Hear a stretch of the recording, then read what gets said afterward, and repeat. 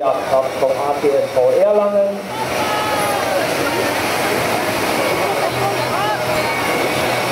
Auf Platz 16 Antonia Fitzung SG Nürnberg Fürth. Platz 15 Maria Schumann SG Kamen-Meißen. 14. Platz geht an Katharina Peter vom BSC Bayer Dormagen. Platz 13 an Andrea Herzog von Kamen-Meißen.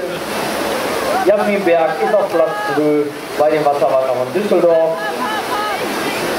Alena Leonhardt ist auf Platz 11 bei dem Kanusslalom-Team Rhein-Ruhr. Platz 10 geht an Johanna Engel von SKC Nean-Hüsten. Platz 9 Kira Kube MTV Düsseldorf-Reudorf. Platz 8 Elena Appel von Kanuschwaben Augsburg. Und auf Platz 7 Tanja Seidler vom KCE Waldkirch. 6. wurde Anja Kraus von Kanuschwaben Augsburg. Platz 5 Stella Mehlhorn TSV Gera Zwötzen. Platz 4 Lisa Konrad Kanuschwaben Augsburg.